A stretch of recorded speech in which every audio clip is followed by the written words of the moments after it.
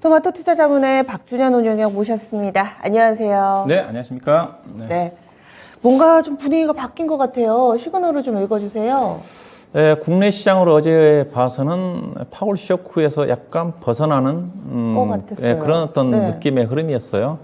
어제 또 국내 시장 자체 좀 너무 가파르게 좀 반등한 게 아닌가 생각했었던 건데 결국 오늘 이제 미국 증시를 보니까 아직은 좀 더 지켜봐야 된다, 그런 어떤 생각을 좀 가졌을 것 같은데요. 일단은 미 증시는 지금 파월 쇼크 영향으로 인해서 지금 3일 연속 하락이 이어지고 있습니다. 나스닥 시장이 거의 3일 동안 한 6% 정도 좀 떨어졌고, 다우지수라든가 S&P 같은 경우 약 5% 정도 전후 하락이거든요.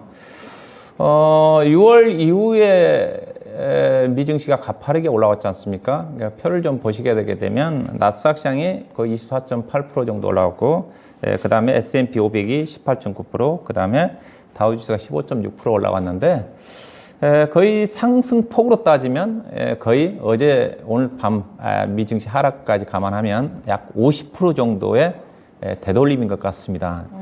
하락률로 따지면 약 40% 정도 수준이라고 좀 봐야 될 것 같은데, 즉 나스닥 같은 경우는 24.8% 올랐고 오늘까지 가지고 약 9.8% 좀 하락률이 나왔고, 그 다음에 S&P 500 같은 경우는 18.9% 상승해서 7.8%그 정도 수준이거든요. 근데 이제 우리 증시를 좀 비교를 해봐야 될 것 같은데, 우리 증시는 이제 어제 좀 비교적 큰 폭으로 좀 반등이 나오면서 코스닥 시장 같은 경우가 가장 반등폭이 컸거든요. 이번 하락장에서 저점에서 약 17.1% 왔다가 어제 반등이 2.2% 넘게 반등이 나오면서 4.7% 반등. 그 다음에 코스피 같은 경우는 11.8% 반등 속에서 어제 반등 감안해서 약 3.7% 정도 반등이니까 국내 증시가 오늘 이제 반영을 좀 하겠죠. 반영을 한다면 국내 증시도 그 비싼 수준의 약간 좀 되돌림이 나올 수 있지 않겠는가. 일단 좀 그렇게 좀 예상해 볼 수가 있을 것 같은데요.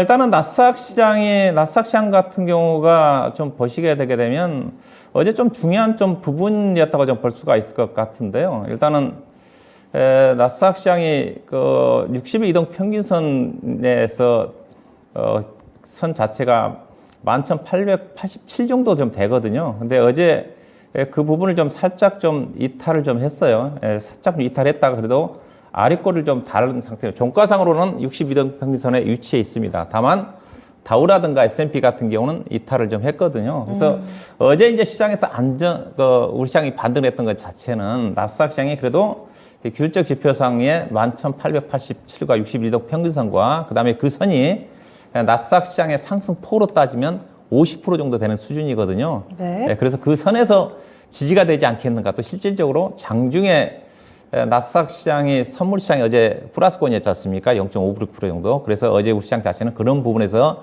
안도를 하면서 어제 자신 있게 주가가 상승을 했던 건데, 오늘 나스닥 시장이 아직은 뭐 저점 그 근처지만은 이탈했던 부분 자체가 약간 좀 부담으로 작용하지 않겠는가. 일단 좀 그렇게 좀 봐야 될 것 같고요. 그렇다면 이번에 연준의 그 잭슨홀 미팅 후에 파월 의장의 발언과 관련해 가지고 뭐가 달라졌느냐를 좀 봐야 될 것 같은데요. 네.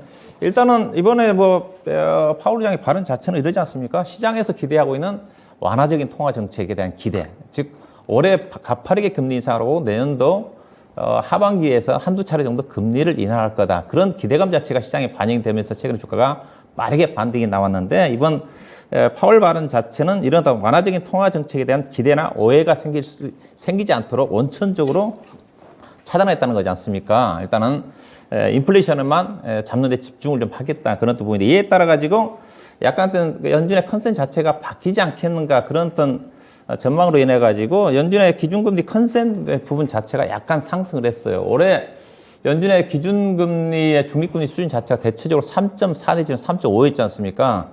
근데 이제 표를 좀 보시게 되게 되면 책 발표 이후에 잭슨홀 미팅 이후에 올해 연준의 중립금리 수준 자체가 3.5에서 3.75에서 3.75에서 4.0까지 올라갔다는 거죠. 일부 가장 매파적으로 얘기했던 세인트루이스 제임스 블라드 총재가 올해 연말에 4% 정도까지 금리를 인상을 해야 된다는 발언이 있었지 않습니까? 네. 그 수준까지 올라갔는데 아직 그 부분 자체가 아직은 그래도 3.5에서 3.75 정도가 가장 높습니다. 그렇지만은 이게 올라가면서 약 40% 넘게 약 41% 정도가 높게는 4.0까지 금리를 올려야 된다. 이런 어떤 발언들이 현재 시장에 반영이 되고 있다. 그걸 좀 봐야 될 것 같고요. 앞으로도 계속 오늘도 이제 일부 연준 위원들의 매파적인 발언이 좀 나오고 있지만은 파월 의장의 발언에 동조하는 그런 연준 위원들의 발언이 지속적으로 나오지 않겠는가 좀 봐야 될 것 같은데, 그렇다면 파월 의장이 이렇게 나왔던 발언의 배경을 봐야 되는데, 제가 보기에는 일단은 다른 요건들은 없습니다. 그러니까 가장 중요한 자체, 인플레이션 부분 자체는 확실하게 지금 잡혀가고 있는 쪽이거든요. 근데 부분 자체는 오늘 또 미국 시장이 장 초반부터 흘러내렸던 것 자체는 컨퍼런스 보드의 소비자 신뢰 지수 때문입니다. 예, 그렇죠. 그래서 경기에 대한 자신감인 것 같습니다. 최근에 고용지표도 좋게 나왔고, ISM 서비스업 지표라든가 전반적으로 미시간대 소비자 신뢰 지수라든가 지표들이 다 좋게 나왔지 않습니까?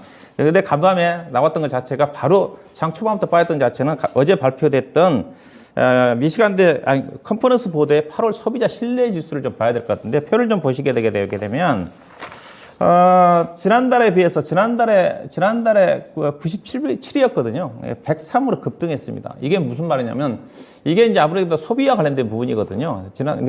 미국 시장 자체는 알다시피 그 70%가 소비에 의존한 경기다 보니까, 이건 소비자들의 어떤 소매 판매도 그렇고, 미시간대 소비자 신뢰 지수라든가 컨퍼런스 보드의 소비자 신뢰 지표 자체가 향후에 소비자들의 소비 활동을 나타낼 수 있는 그런 부분들이 상당히 중요합니다. 근데 큰 폭으로 올랐다는 것 자체는 앞으로 미국의 투자가들이 계속 소비를 하겠다는 의미지 않습니까? 예. 그래서 물가가 이렇게 되면 또 너무 느슨하게 된다면 인플레이션 부분 자체가 잡혀가고 인플레이션 자체가 또 부담스럽게 작용하지 않겠는가, 이런 또 부분들을 사전에 차단하려고 하는 그런 어떤 의미가 컸던 게 아닌가, 그렇게 봐야 될 것 같고, 그래서 간밤에 미증시 하락에서 나타났듯이 향후에 미 증시의 부분 자체는 경제 지표에 상당히 민감하게 반응할 것 같다. 당장 이번 주말에 있을 고용 지표가 또 중요하게 작용을 좀 하겠죠. 그 다음에 다음 달에 소매 판매 중에 중요한 지표들이, 물론 소비자 물가 지표 발표에 앞서서 지표들이 이제 발표를 하고 있는 거거든요. 물가 지표보다도. 네. 그래서 경제 지표가 좀 중요할 것 같다. 그래서 경제 지표가 지금 그렇다고 해서 안 좋게 나오면 또 부담스러운 부분이거든요. 미지근하게 나와야 되지 않겠는가. 그렇게 좀 봐야 될 것 같은데. 그렇지만 지표 호전 자체는 지수의 하방을 제한하는 요인입니다. 그래서 전반에 어제 미국 시장 같은 경우 나스닥 시장이 그 2%대까지 하락했다 약간 아랫골 돌고 나는 것 자체는 어떻게든 간에 경제 지표는 좋게 나와야 되거든요. 가장 좋은 것 자체는 물가가 잡히면서 경제 지표가 양호하게 나오는 것 자체가 주시장에 가장 좋을 것 같은데, 일단은 경제 지표가 좋게 나온다는 자체, 지난번 6월 달에 주가가 급락했던 것 자체는 경기 침체였거든요. 물가는 올라가는데 물가는 잡힐지 않을지 모르는 불확실한 국면 쪽에서 경기가 안 좋을 것 같아 빠졌는데, 지금은 경제 지표는 좋다. 그렇다 한다면 물가만 확실하게 8월 CPI 발표도 9월 달에 어느 정도 확인이 된다 한다면 시장은 안정적인 역할을 하지 않겠나 생각이 좀 되는데, 일단은 인플레이션 부분 자체는 거의 정점이 통과됐을 가능성이 크다고 볼 수 있는 것 자체가, 최근에 미국의 가장 소비자 물가에 영향을 미치는 가솔린 가격이 좀 크게 떨어지지 않습니까? 거의 20% 가까이 떨어졌고, 그 다음에 중고차 가격도 떨어지고 있고, 그 다음에 가장 비중 많이 차지하는 주택가격 하락달까 해서 렌트비 가격 자체도 지금 월세로 가격이 떨어지고 있는 그런 추세이거든요. 그렇게 본다 한다면 또 최근에 파월 의장이 얘기했다시피 최근에 인플레이션 부분 자체는 수요 부분도 있지만은 공급망 문제로 인해 가지고 그 부분이 크다고 그랬으니까 공급망 목재도 전체적으로 좋아지고 있기 때문에 물가의 정점 자체는 확실하게 이어진다 한다면 향후의 긴축 속도 조절은 여전히 가능하지 않겠는가. 파월 의장의 잭슨 미팅에서 맨 마지막에 여전히 그런 코멘트를 달았거든요. 향후의 물가 부분 자체는 지표에 달려있다. 데이터에 의존하겠다. 그런 부분들도 긍정적으로 볼 필요가 있지 않겠다 생각이 될까. 그래서 결론은 뭐냐. 일단은 경제지표가 좋게 나왔다는 측면에서 지난번처럼 주가가 급락할 것 같지는 않다. 당장 어느 정도 가격 조정이 마무리가 됐기 때문에 현재 흐름 쪽에서 약간 했던 기간 조정 흐름 이후에 미국의 소비자 물가 지표가 발표되는 그 시점까지 시장 자체는 대체적으로 혼조권 장세가 전개되지 않겠는가 좀 봐야 될 것 같고요. 개인적으로 저는 11월 중하순부터 나쁘지 않을 것 전망 자체가, 일단은 11월, 지금은 물가에 집중을 하고 있지만은 9월 중하순 정도 된다 한다면 미국의 중간 선거가 있기 때문에 바이든 대통령도 지금 경기 상당히, 물론 현재는 인플레이션이지만은 인플레이션을 가닥이 잡히면 경기에 집중할 수밖에 없거든요. 그래서 그렇죠. 경기에 관심이 간당한다면 주식시장을 계속적으로 하락으로 내보내지는 않을 것 같다. 그런 부분들 좀 저는 개인적으로 생각해 보고 싶고요. 그래서 일단은 9월 CPI 발표 이후에 위험자산 선호 심리가 점차적으로 좀 개선되는 흐름으로 작용하지 않겠는가 그렇게 봐야 될 것 같습니다. 네, 한동안은 다소 좀 어려운 상황이 좀 이어질 거다. 그리고 여기에서 봐야 될 부분들은 인플레 잡히고, 그러니까 물가지수는 좀 꺾이는 게 좋고, 나머지 고용이라든지 소비, 경기 지표들은 이 적당하게 나오는 게 가장 우리에게 좋은 시나리오다 얘기를 해주시는데, 그럼 오늘장 놓쳐서는 안 될 시그널들 어떤 게 있을까요? 네, 일단은 미 증시를 본다 한다면 미 증시가 차트를 보시게 되면 제가 이전부터는 계속 과열이라고 했어요. 지금 단기 불과 일주일 만에 과매도입니다. 이격 기준에서 지금 94까지 내려왔거든요. 네. 그래서 미 증시가 물론 한 단계 좀 떨어질 수는 있겠지만은 추가 단기 반등 가능성은 열어놓고 접근할 필요가 있지 않겠나 좀 봐야 될 것 같고요. 전일 흐름으로서 충분히 단기 약간 반등 이후에 약간 기간 조정 성격이 나올 가능성이 크지 않겠나 좀 봐야 될 것 같고, 국내 시장 같은 경우는 어제 이제 미국의 미 선물 시장 자체가 반영돼서 주가가 올라왔기 때문에 오늘 하락은 불가피할 것 같습니다. 어제 상승분 정도는 최소한 좀 다시 반납하지 않겠는가, 그걸 좀 봐야 될 것 같고요. 우리 코스피 시장 자체는 50% 정도 상승폭의 되돌림이 나올 수 있는 가격이 지수대가 2,410입니다. 이 60일 동평선은 2,428 정도 좀 되는데, 지난번에 우리 시장이 이번 주 저점이 월요일 날인가요? 2,417에서 반등이 나왔거든요. 2,410포인트 정도가 상승폭의 반 정도 미국 시장과 비슷하게 되돌림이 나올 수 있는 그런 지수대가 하방 지지력이 형성되지 않겠나 봐야 될 것 같고요. 여전히 외국 시장 자체가 어제도 선물 시장에서 외국 수급을 끌어올렸습니다. 어제 장 막판에 장중에 어제 외국 시장을 선물 시장에서 4, 5천원 샀다가 거의 매수 부분 자체를 종가에 거의 다 정리를 했는데, 오늘 같은 경우는 또 외국 선물 매도가 나올 가능성이 크거든요. 선물 매도가 나온다 한다면 어제 대형주 중심 강세를 보였던 것 자체가 오늘 상대적인 또 약세를 보일 수밖에 없을 것 같고요. 이런 국면 쪽이 당과 등락 구간이기 때문에 주가가 올라갈 때 따라서 하는 건 상당히 부담스러울 것 같고요. 단기적인 관점에서 풀앤드 푸시 빠지면 사고 올라가면서 파는, 그래서 짧은 단기 매매 전략이 필요할 것 같고, 오늘 지수가 이제 조정 국면 쪽에서 대응 전략은 뻔합니다. 어제 같은 경우는 지수가 상승을 하니까 그동안 시장을 주도했던 이른바 태조 이방원이라는 종목들이 어제 약간 쉬었지 않습니까? 상대적으로. 오늘 그들 종목들이 움직일 수밖에 없는 거죠. 조정국간 쪽에서. 지난번에도 월요일 같은 게 주가 급락할 때 이들 종목들이 가장 먼저 반등을 했거든요. 이런 또 종목들을 관심 있게 보셔야 될 것 같고, 즉 실적 성장률이라든가 모멘트 수반 종목 중심의 제한적인 종목들은 약간 선별적인 상승을 좀 시도하지 않겠나 봐야 될 것 같아요. 관심은 그래서 자동차 부품 쪽에 보셔야 될 것 같고요. 어제 현대기아도 좋았지만 중소형 종목의 화신 같은 경우도 상당히 강세를 보였거든요. 아무래도 이런 것 자체는 이제 미국 쪽의 공급망과 관련된 부분이기 때문에, 그 다음에 우리 쪽 같은 경우 미국의 컨퍼런스보다 소비자 신뢰 지수가 좋게 나왔기 때문에 OEM 의류 기업들 약간 긍정적인 흐름이 전개되지 않겠는가. 그 다음에 요즘 상사 주식들이 좋습니다. LX 인터내셔널 자체가 지금 신고가거든요.